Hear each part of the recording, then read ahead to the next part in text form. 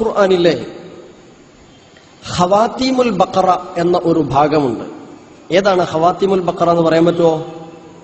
ഖവാത്തീമുൽ ബഖറ ഏതാ? വാക്കിനർത്ഥം അറിയുന്ന ആളുകൾക്ക് വേഗം പറയാൻ പറ്റും, അല്ലാത്തവർക്ക് അതൊരു ക്വിസ് ചോദ്യമായി കാണാം.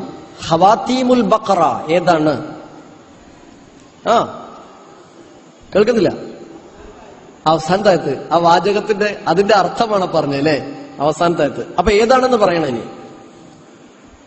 ഏതാ? രണ്ടായത്തുകളുണ്ട് ഖവാത്തീമുൽ ബഖറ എന്ന് പറയുന്ന രണ്ടായത്തുകളെ സംബന്ധിച്ച. നമ്മൾ ഒറ്റ പേരിൽ ഒരു പേരിൽ അതിനെക്കുറിച്ച് പറയാറുണ്ട്. അതിന്റെ ആദ്യത്തെ വാക്കുകളാണ് ആ പറയുന്നതും. ആമനർ റസൂൽ. ആമനർ റസൂൽ അറിയാത്ത സ്ത്രീകൾ എത്ര ആൾക്കാർ ഇവിടെ ഉണ്ടാവും എന്ന് ചോദിച്ചാൽ എന്റെ അഭിപ്രായത്തിൽ ഒരു 10 ആളൊക്കെ കൈയൊന്നിക്കാറുണ്ടാവുള്ളൂ.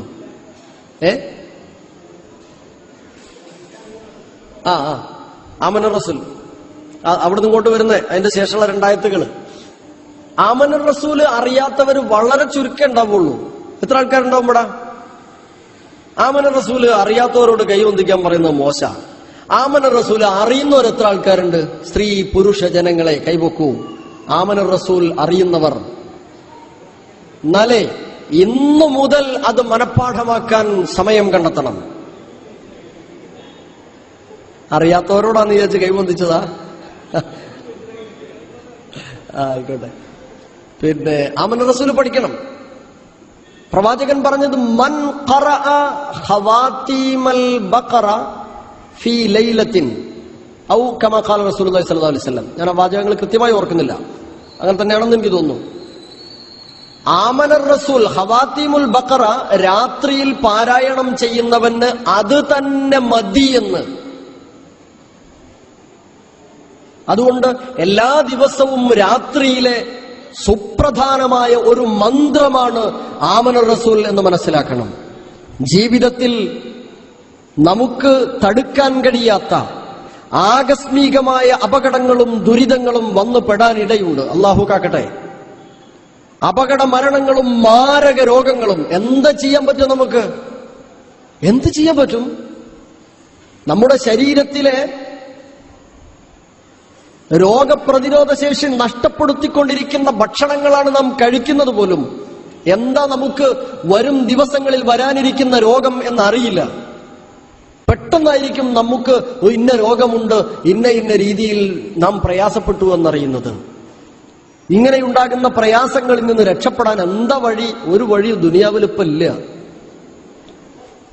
അവിടെയുള്ള രക്ഷാമാർഗമായിട്ടാണ് പ്രവാചകൻ സല്ലല്ലാഹു അലൈഹി വസല്ലമക്ക് വിശുദ്ധ ഖുർആനിലൂടെ ഇത് പഠിപ്പിക്കപ്പെടുന്നത്. ആമനർ റസൂലിന്റെ ഓരോ ഭാഗവും പഠിക്കുമ്പോൾ ഒരു പ്രാവശ്യം അർത്ഥം വായിക്കുന്ന ആളുകൾക്ക് ഖുർആനിനോട് ഇഷ്ടമുണ്ടെങ്കിൽ, ജീവിതത്തിൽ ഇഹത്തിലും പരത്തിലും സ്വസ്ഥത ആഗ്രഹിക്കുന്നുവെങ്കിൽ തീർച്ചയായും അത് മനഃപ്പാഠമാക്കും. അതുകൊണ്ട് ആമനർ റസൂൽ പഠിക്കുക. ഞാൻ ആമനർ റസൂൽ ഒരു പ്രാവശ്യം ഓതാം. അഊദു ബില്ലാഹി മിനശ് ശൈത്വാനിർ റജീം. ബിസ്മില്ലാഹിർ റഹ്മാനിർ റഹീം.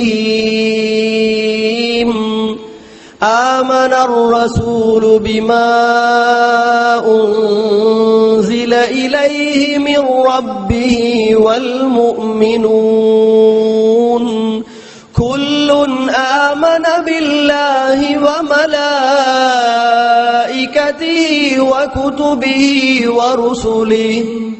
വറുസുലിഹി ലാ നുഫർരിഖു ബൈന അഹദിൻ മിർ റുസുലിഹി وقالوا سمعنا وأطعنا غفرانك ربنا وإليك المصير.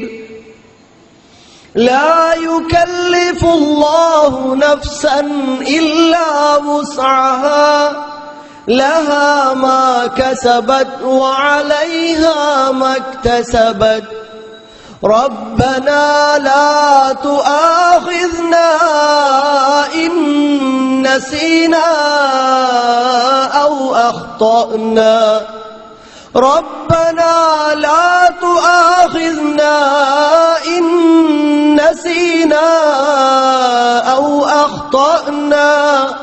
ربنا ولا تحمل علينا إصرا كما حملته على الذين من قبلنا ربنا ولا تحملنا ما لا طاقة لنا به ربنا ولا تحملنا ما لا طاقة لنا به واعف عنا واغفر لنا وارحمنا أنت مولانا فانصرنا على القوم الكافرين.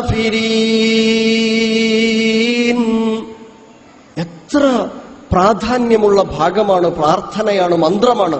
പ്രധാനപ്പെട്ട ഭാഗം നോക്ക്. ربنا لا تؤاخذنا إن نسينا أو أخطأنا.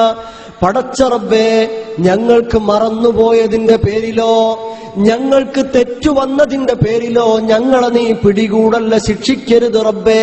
ആരാ പ്രാർത്ഥിക്കാതിരിക്കുക കൂട്ടരെ?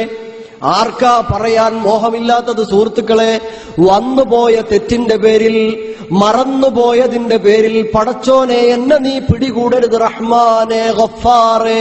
ഈ പ്രാർത്ഥനയാ അമന റസൂലെങ്കിൽ ഇന്ന് മനപ്പാഠമാക്കിക്കോ. മനപ്പാഠമാകുന്നത് വരെ എഴുതി കയ്യിൽ വെച്ചോ, ഖുർആൻ തലയിണയുടെ അടുത്തു വെച്ചോ, കിടക്കാൻ നേരം പാരായണം ചെയ്തിട്ട് കിടന്നുറങ്ങിക്കോ. മനപ്പാഠമാക്കാൻ ശ്രമിക്കണേ കൂട്ടരെ. രണ്ടാമത്തെ പ്രാർത്ഥന എന്താ?